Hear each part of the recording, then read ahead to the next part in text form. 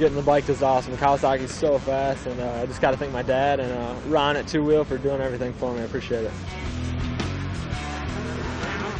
Couldn't ask for anything better, you know. I got out of the hole good. My FMF Honda pulled really great out of the hole, and I never looked back.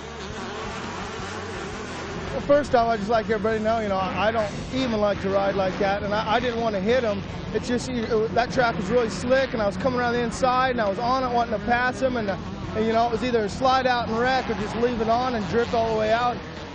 I've raced with Huffman before, and he's done some shady things in the past, so I guess I should have been a little more aware, but he just came in on me and surprised me. I had nowhere to go but over the berm and off my bike. I looked up to Doug, and I got his jerseys at home and stuff. He overcooked it or maybe just unplugged his brain for a minute. It's a shame it had to happen that way, but I'm sure he'll get me back. I don't think he'll be getting a Christmas card from me this year.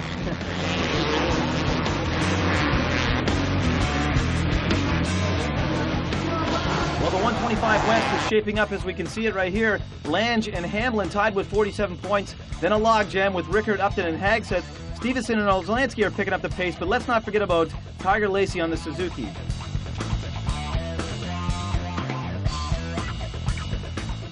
Moving into the 250 Pro Nationals, Woods out front with 47. Dubach is not far behind with 40 points. We'll have to keep our eyes peeled for him.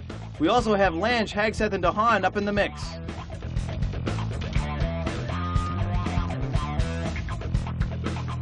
Let's talk about the fact that you're riding a four-stroke bike out there against the majority of guys who are riding the 250s and the two-strokes.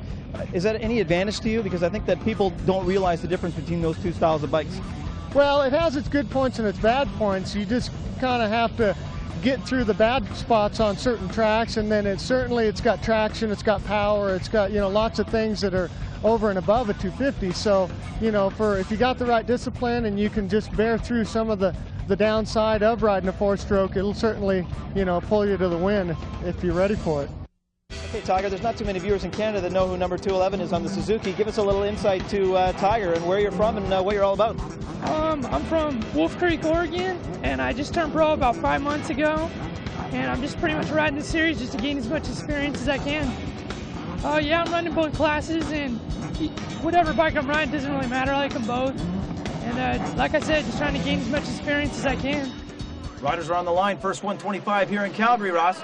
A little different starting gate here, Mark. As you can see, it's concrete, so it's a little bit more difficult to get off that concrete gate without it spinning. 5-second board is up and the gate is down. Riders coming into that first left-hand corner, Ross. Who's going to get the whole shot? There's a nice big wide left-hander, lots of room here. It looks like Lange, Hagseth, and Hamlin. Beautiful start for those three, our top three riders in the 125 class so far. Look at that great start. Lange now out in front. Excellent line coming out of that corner. Great start for all three guys up front there. Unbelievable. Boy, these bikes are really packing up coming into that tight left-hander that's going to bring them into the whoops. This is a tough part in the track, though, because of the consistency of the dirt right now. There's a lot of chance that the bikes can slip out. Yes, the whoops here, or rockers as we know them, are very, very treacherous. The conditions in there are very tough. Boy, Lange with a great start. Looks like he's building a little bit of a lead on Hagseth there. It does appear that way. Lange is pulling away. He knows he wants to get away quick on Hamlin and Hagseth and build up a lead here. Well, this is the first time that Darcy's been out in front, let's say, at the beginning of a 125 moto. He is one of the faster riders on the track, and coming in today, tied for points with Hamlin in the 125 West category. Yes, it's very, very close, this point standings here between Lange and Hamlin. I'm going to tell you what, it looks like Brad Hagseth has picked up the pace here on Darcy Lange. I don't think there's more than a 2-second gap between the two of them. It looks like more like a couple bike length gap here. And wow, here we got Upton snuck by Hagseth.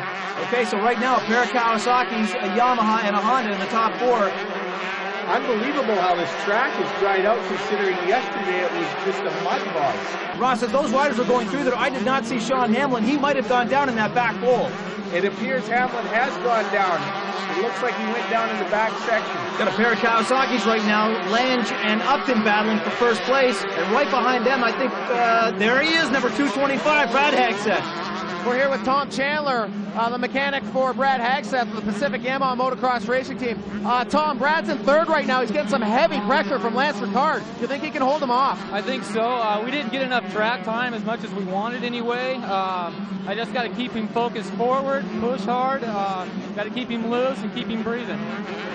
So there you have it. Brad Hagseth in third place, followed by Lance Rickard. Here comes Upton on Lance. Does he have the inside? He takes the inside line. What the heck was Lance doing? He was up on the berm there, Ross. Lance bobbled a little bit coming hot into that turn and went wide. And with a veteran like Upton, he wasn't going to wait for a second chance and took over.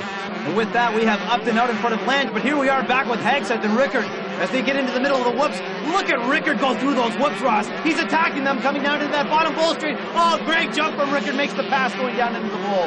Rickard had to be a gear higher than Hagseth through that whoop section. That's definitely an asset section for Rickard there. Well, we talked about it before, Ross. The whoops is a great place to pass, and Lance Rickard just took full advantage of it. Here he is. This battle is not going away, though. Hagseth is really charging hard. This is going to shape up for a great battle here between Hagseth and Rickard. Yeah, Rickard is really charging hard here, looking great. Ross, I think we have a report on Sean Hamlin with Brian Coster down in the pits. We're here with Gary Logan. He's a mechanic for number 929 out there in the Blackwood Motorsports, St. Sean Hamlin. He seems to be the man on the move right now. Sean's just flying up. He crashed on the step up, step down. Started in last place. He's moved all the way up to 7th. He's got that FMF Blackwood Honda just smoking right now. Ross, coming out of that interview, did you see Sean Hamlin come up and take not only Huska, but he also took 64 Tim Zacharias on the Yamaha? Hamlin's coming from dead last. He's cut through most of the pack here, and he's challenging here for the front runners. He's still got a long way to go if he wants to catch Darcy Lange and Donald Upton, but I tell you what, this goes to show you that a guy who has the experience, when he goes down, he gets back up on the bike, and he charges hard to the very end of the moto. He needs those points. Hamlin desperately needs those points. He cannot quit now. This is a 25-minute race, and he's got to charge from now till the checkered flag. Ross, we're back with Lange and Upton. Lange on the finishing tabletop. Does he have him? Yes, he does, coming into the inside in that left-hander. Great line, Darcy Lange. A great line to get by Upton on the inside and set him up over that finish line jump. Ross, it looked to me like one of the lap traffic was getting in the way of Upton. I'm sure he's going to have something to say about that. That has been a problem so far this season. Well, these two Kawasaki riders are on two different teams, and there's no love lost between the two. Right now, that puts us with Darcy Lange out in front, followed by number 632, Donald Upton in second place. Great battle up there, Ross. Here we have number 8, Bart Stevenson, riding for the Blackfoot Motorsport team, followed by number 225, Brad Hagseth on the Yamaha. Here we are back with Lange. It looks like he is on his final approach, his last lap. Boy, I tell you what, Donald Upton has not given up. He is right behind him. Upton won't give up until Lange gets the checkered flag, because anything can happen, and Lange whips it sideways over the finish line jump. Okay, Darcy, word was that you weren't feeling well before that 125, and let me just say that that was one of the finest races that I've ever seen you ride. I think you're feeling okay, aren't you? Yeah, I feel pretty good. I had a contact seat before my moto, had a little nap, and got up feeling pretty well. I wanted to go out there and smoke them, and that's what I did. Okay, Darcy, let's get into the race. You got the whole shot, an outstanding start for you. Normally that sets the stage, and you lead from there out, but Donald came in, and I tell you, that was a real battle with those two Kawasaki's. Yeah, Donald came up. He had a faster line through the back section there. I tried jumping down the hill and cased it a bit, and then he caught up to me. So then in the back section, there was a triple I tried to do and jumped it, and then I jumped off the side of the track. He got by me, and I just stuck behind him, followed his lines, found out where I could get by him, and gave her there. All right, race results. First 125 here in Calgary. 1, 2, 3. We've got Lange, Upton, and Rickard. Hey, great ride for Bart Stevenson. He finished 4th. What the heck happened to Hagseth? He finished 37th. That's going to be a tough moto for him.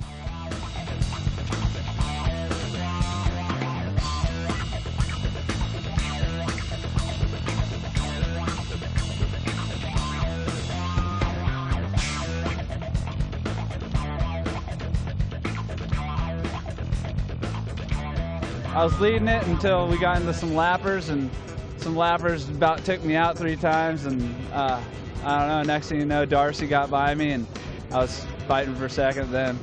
Okay, as far as motocross in Canada is concerned, your face is probably the most recognizable face across the country. Tell us what that's meant to you over the last year and a half or so. Actually, I liked it. It's been really good for all my sponsors.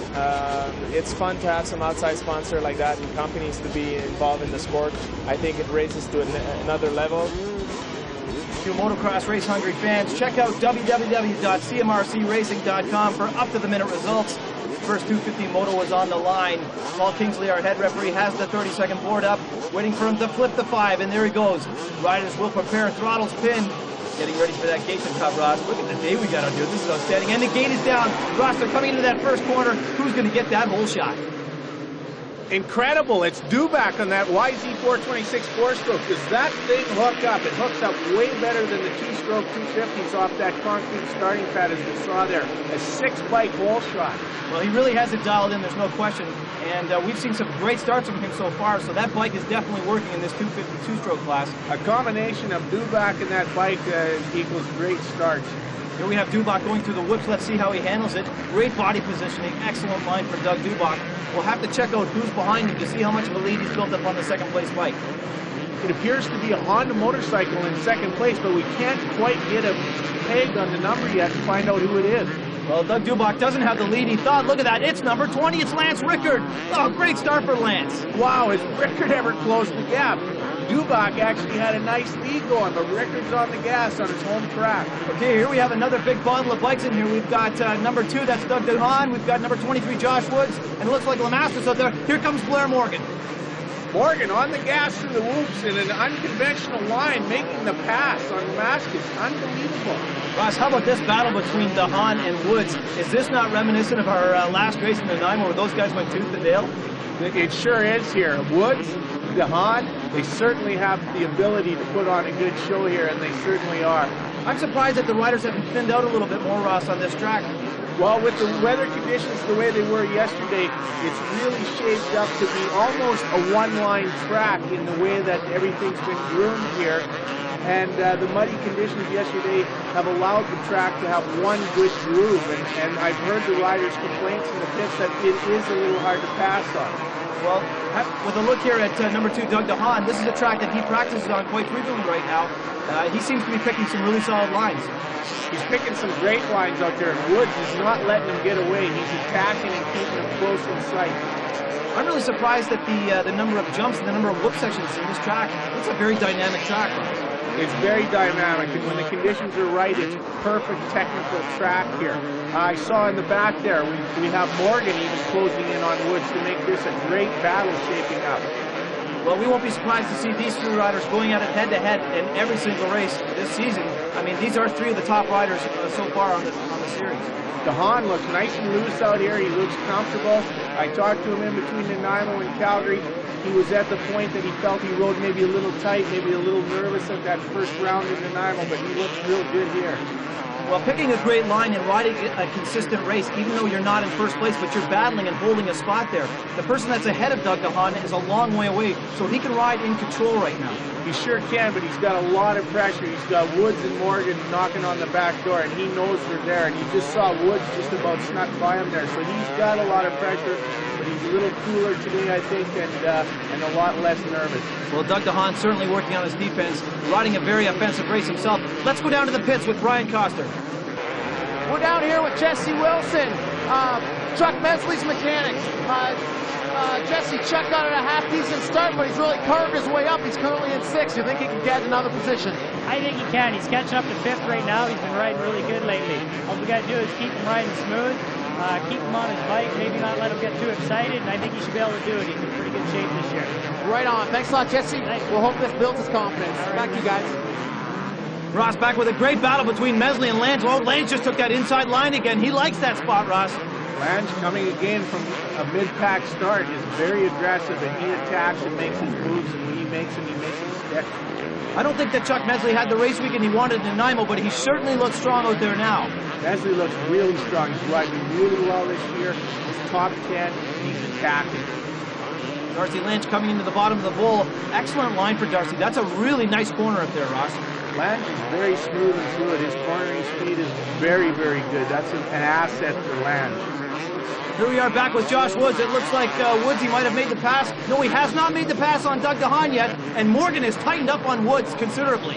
Morgan has really tightened up on Woods, and if I'm not mistaken, DeHaan has either pulled away a lead or he's disappeared. Checking up, coming into that export A off camber. It looks like Doug DeHaan's going to be coming out. No, he is. He's built up a lead, but he's not that far ahead of Woods. No, it appeared to be he had a bigger lead than he did. We saw Woods and Morgan battling, and DeHaan was out of sight there for a while. As they head into that top rocker section, going down into the back bowl, we've got 3 bikes so close that you couldn't even put a blanket over them, Ross. They sure are, Mark. They are very tight out there. DeHaan still leading. Woods followed closely behind, and then Morgan bringing up the tail end there and looking for a way around Woods and DeHaan. Well, Ross, this is a very fast part of the track. Let's see how Doug DeHaan defends his territory coming into this tight left-hander. These guys racing at warp speed. Something's got to happen soon here. Same line taken by both riders. It looks like Woods is out of control. He's off his bike, Ross. Oh, Woods is down. Morgan moves by. Is now DeHaan Morgan. Woods picking up his motorcycle here, getting things together. He's got to remount quickly and get going. There you go. Doug DeHaan is now in first place. Ross, I think there's something wrong with Doug DeHaan's bike. Look at this Blair Morgan coming up right behind him. He's shaking his fist at his handlebars. Ross, DeHaan's got a problem. Definitely. He seemed to coast down off that finish line tabletop here and just coast to a stop, almost like the bike ran out of fuel. Well, I'd hate to see that happen. Well, there you go. Blair Morgan has taken the lead on that spot. I think that puts him now in second place. Here we go with that crash by Josh Woods. Boy, it just looked like he got a little bit out of control and endoed there. I think he got cross-rutted when he came up to that double there, and he got one wheel on each side of the rut, and that threw him sideways, and he stepped off midway through the air. Let's go down to the pits and pick up a report on Doug DeHaan. We're here with Mike Lindsay. He's going to tell us what happened to Doug DeHaan. He looks like he broke a rad hose and lost all the coolant top end season, so they're running back to pits, getting ready for the next moto. All right, well, there you have it, a broken rad hose. Bike seized, DeHaan is out of the race. We're back with number 3, Darcy Lange, who is followed now by number 23, Josh Woods. So, Ross, there you have it. Experience pays to get back on the bike and get back in the race. Absolutely does. Woods pressuring Lange here. Actually, Woods is making the pass on the top up section of the track here, and Woods makes that one stick. Let's see what Lange has got left in him. Boy, no long-suffering injuries after that crash. Coming into the same spot where he just crashed, endoed. Boy, that's a tough dive right there, Ross. It sure is there. Woods won't make that mistake twice again. I can't believe Lange just let Woods go by that easy. Here we're back with number 9, Chuck Mesley, and number 9, 28, Jason Thomas. Mesley running for the machine, Thomas for Blackfoot. Oh, nice line by Thomas on the inside. That was a gutsy move. He busted Mesley's chops and kicked him right out of there, Ross. Thomas is a fighter. He's from Florida. He's been on the American circuit all year. He knows what it takes to win races. Boy, some fantastic battles out on the track here. Here we have a great shot of number 20, Lance Wickard, and number 23, Josh Woods. Boy, Woods is picking up a lot of pace here. He's been passing guys all over, but Lance Wickard is not giving up. Woods, with his aggressive, tenacious riding style, is charged from the back of the pack and will not give up here. He's fighting hard. Ross, great acceleration by that Kawasaki. We've got a report coming up from the pits, and Brian Coster. We're down in the trenches with Dave Galland, team owner of Galland Motorsport, and managing Doug Dubach. You guys pulled a whole shot and got a great lead. Anything you'd like to add to his performance?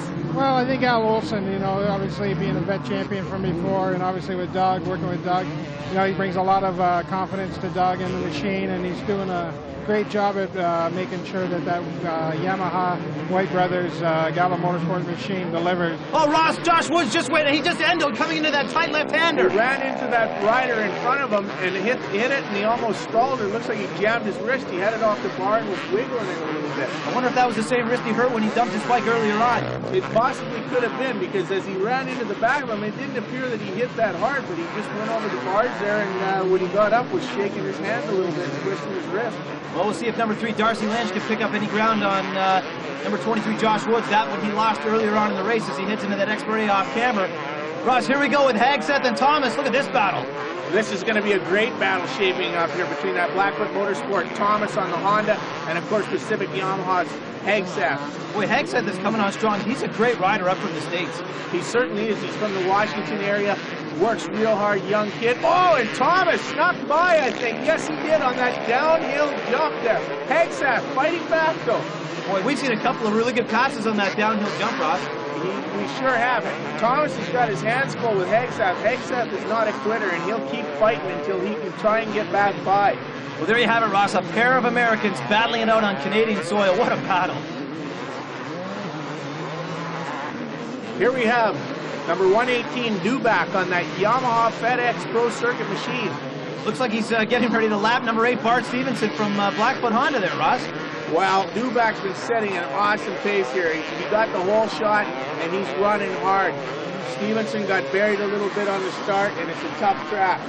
Well, you know what, Ross? I think that we just have a report. Yes, Doug Dubak, this is his final approach. He's on his last lap, getting ready to take the checkered flag in that first 250 moto. Oh, and he points it out to the crowd. Great finish. It certainly was. Dubak with another win.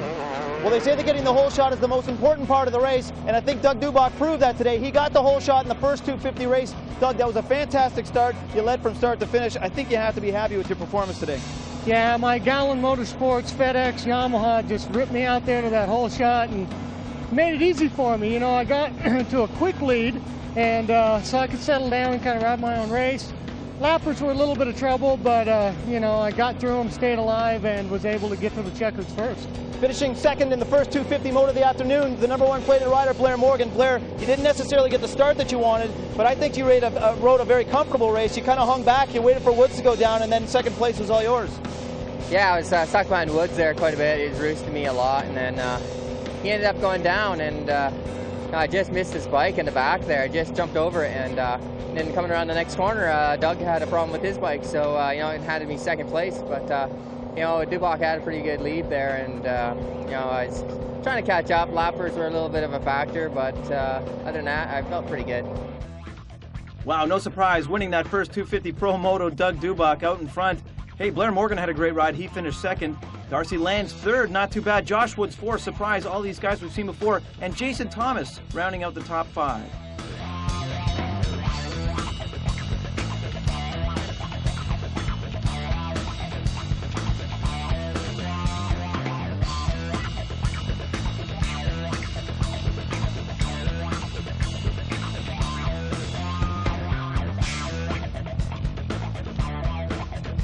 Coming up, the Coors Light Air Show. You gotta be kidding. All right, Ross, let's get ready for the Coors Light Air Show, Calgary style. They're gonna come up fast and furious, so hold on tight. Here they come. Big can there.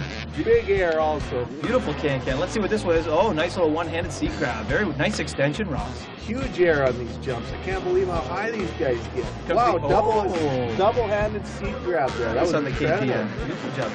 Here we go, the Suzuki up. Oh, look at the extension on that one-handed Superman seat grab. Beautiful can off to the side. Hey, that looked really good. Big air again. Dynamite shot, too, by the way. Big tabletop pancake cross-up. Looked real good there. Flattened it right out. Holy mackerel, look at that. What is that, a split scissor? Nice move. And another one right through the middle. Great jump. I cannot believe these guys can recover so quickly out there. That is amazing. Yeah, the extension. Well, they've got this special lift in here, which is perfect for them to get the super height that they need. Oh, nice little crossover scissor kick. Roscoe, let's go to that one in slow-mo. Look at this. Look at the extension. What I can't get over is look at the height in the background. They must be up 3-4 stories there. Oh, another nice extension on the Superman seat grab. Here we go with the Yamaha. Nice line coming in. Twisting throttles. Oh, look at that, Roscoe. It pulls out the Cordova. What a beauty on the slow-mo. Look at the extension and the city and the escape in the background. Beautiful. Okay, one more for the KTM. Huge style points on that Cordova. Oh, big style points is right coming in with the wheelie. Let's see what happens. Oh, another one of those split scissor kicks on the one-headed seat grab. Incredible. Another can. Nicely done. Quite a variety out here. Here goes the Yamaha again. Oh, another nice extension on the Superman. I'm surprised he's not wearing a cape, Ross. It almost looks like he should, shouldn't it, Mark? Oh, these guys are superheroes, if nothing else. Fantastic. Okay, there you go. The Coors Light Air Show. All right, the riders are on the line for the next 125 coming up. My Hondas are working really good for me. I'm glad to be a part of this team and you know, do as best I can. I know last year I had struggled a lot, and you know, it's just good to be up here and show everyone, turn some heads my way, and you know that I have the speed and the determined to do be a champion. There you go, Ross. Well, my, how things have changed. Riders on the line, second 125. The rain has come in, and it is pouring down, Roscoe. An incredible downpour here. We had blue skies here to start the day, a little bit of a dry condition for the track. Now we have torrential downpour. There's Paul Kingsler, head referee. 5-second board is up.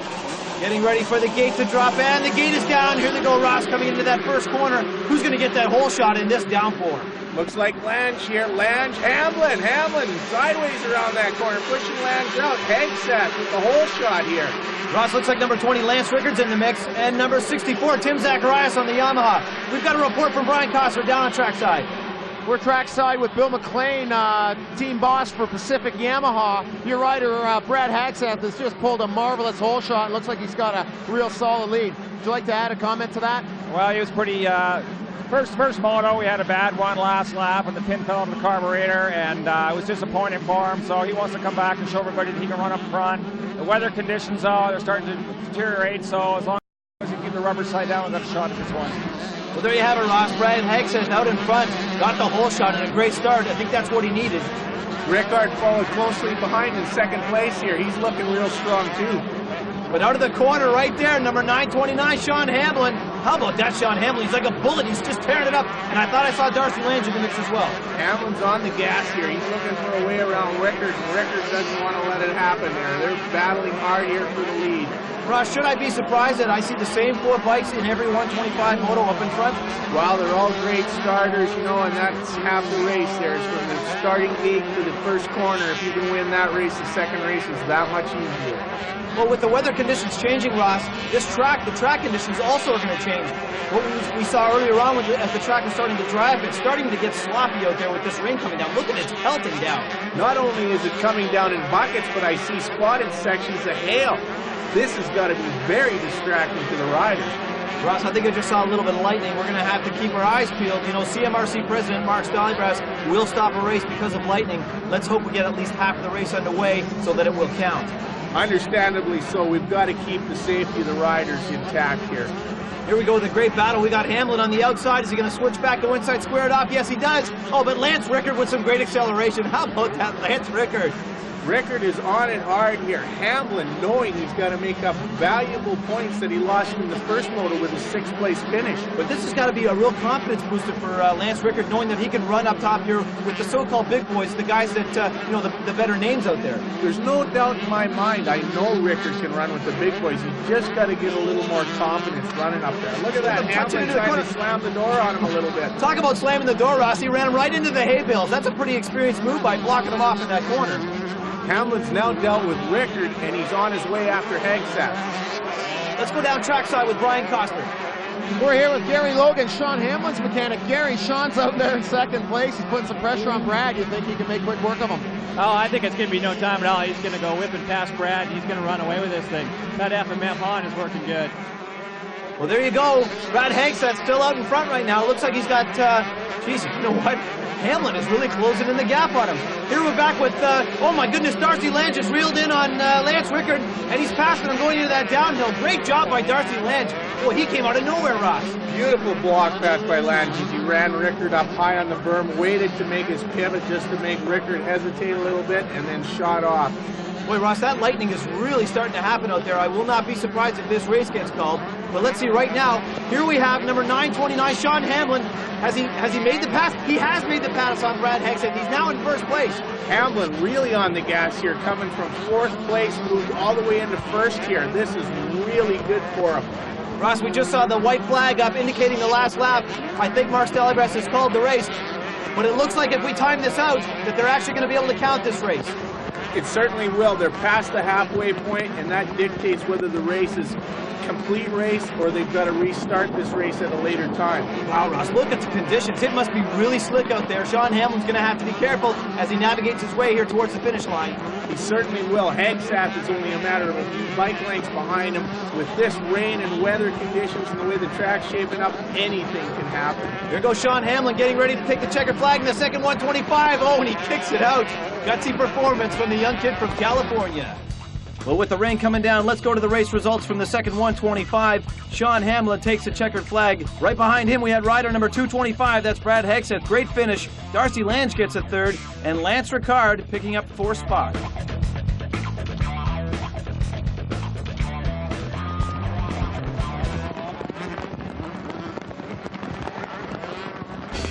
I don't know. I think there's a lot of young, hungry guys out there, and they got youth on their side, and you know, they got lots of there's lots of teams now, so there's something to aspire to for a young guy. So, you know, but Yeah, my experience, and I mean, I've been doing this for quite a long time, and yeah, I think feel pretty confident. It's probably in my benefit that, you know, my age will work for me. Roscoe, 30-second board is up. Second 250 mode of the day here. Looks like the rain has stopped. The sun is shining now. Ross, 5-second board is up. Getting ready for that gate to drop.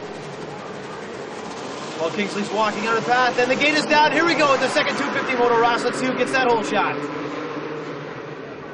Well, looks like that big Yamaha Dubak's out front again there. And you know something? I noticed something that Dubak did on this start. Everybody went out for a parade lap except for Jason Thomas, who's in second place, and Doug Dubak, who's in first place. The reason they didn't go out for the parade lap is so that they didn't fill their bikes full of mud and whatnot. That extra 20, 30 pounds of mud on those bikes makes all the difference in the world coming out of the gate. Well, it sure helped Doug Dubak, no question about that. Jason Thomas in second place. I thought I saw the yellow bike of Marco Dubé coming up, so maybe he's in the mix as well.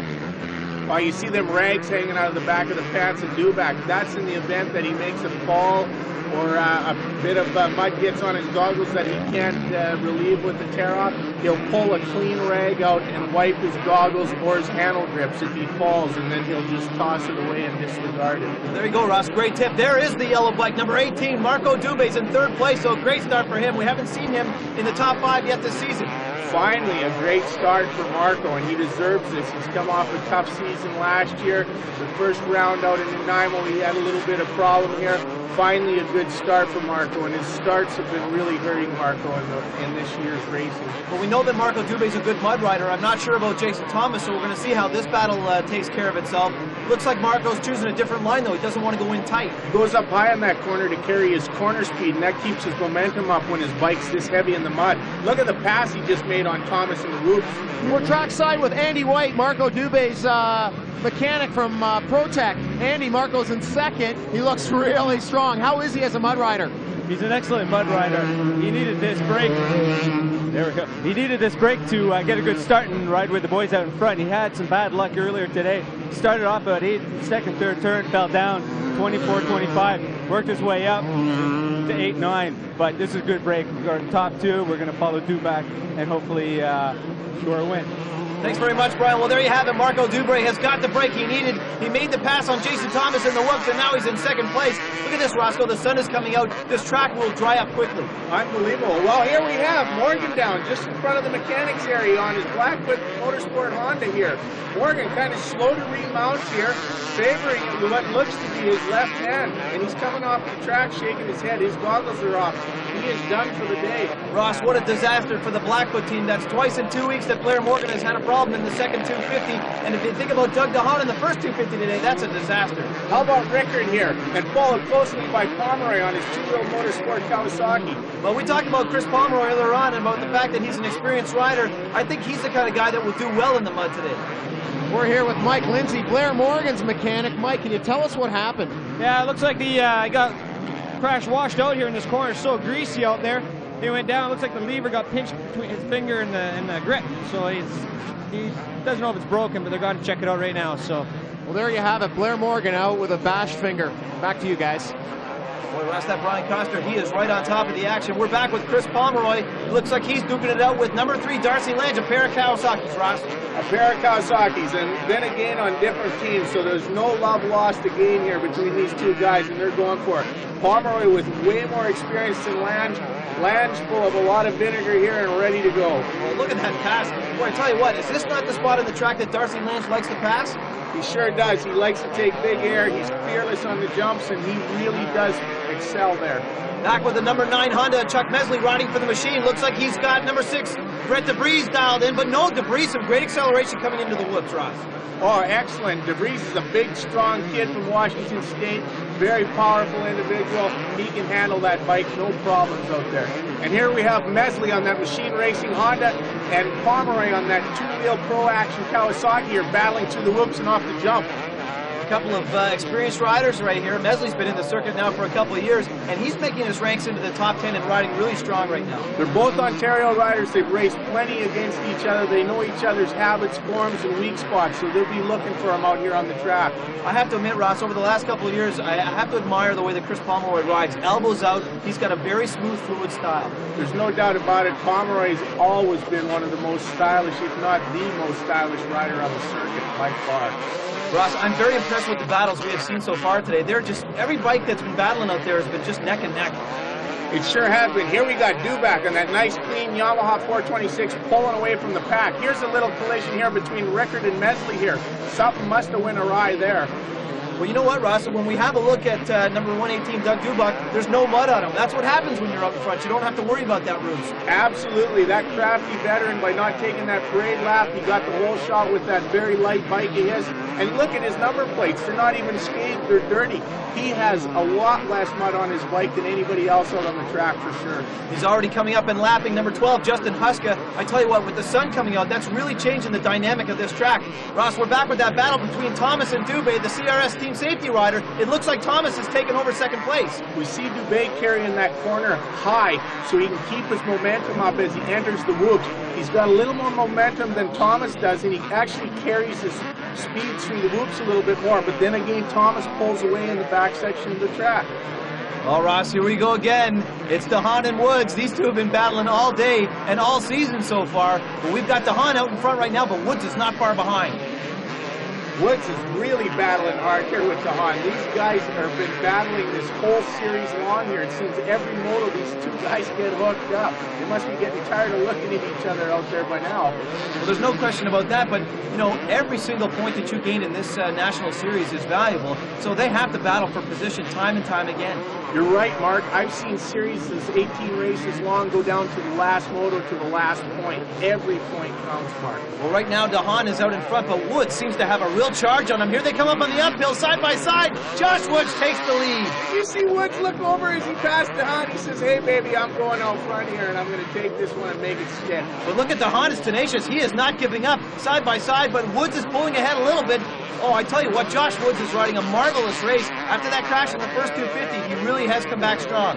Here we've got Lange on that Richmond Motorsport Kawasaki, followed closely by Hagsaft on that Pacific Yamaha. What a battle shaping up. Yeah, Ross, these guys have been going head-to-head in the 125 series, and here they are going ahead again in the 250 series. A great battle. We've got an interview coming up with Brian Costner. He's trackside.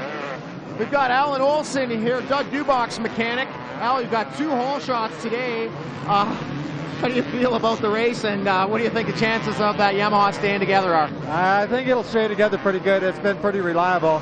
Doug's a really good starter. I mean, he's got years of experience, and on a condition like today, you need the start.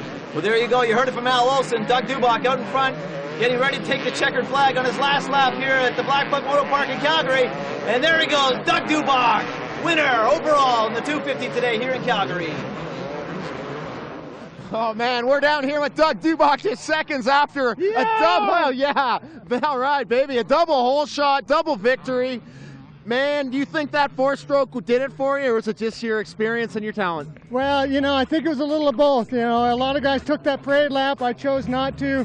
I thought if I can get up front, that's going to be worth more than knowing a little bit about that track. So it worked out for me. It paid off. I got that whole shot, got out front, no trouble. Lappers were good that time. I'm so pumped. For the Gowland Motorsports FedEx Yamaha, I'm excited. There you go, Doug Dubak. He's pretty psyched. Took the checker flag in that second 250 moto. Jason Thomas with a strong second finish. He's got to be happy.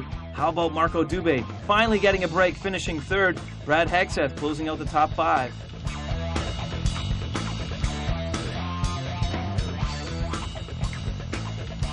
So much support today. I think that's what contributed to my second today more than anything.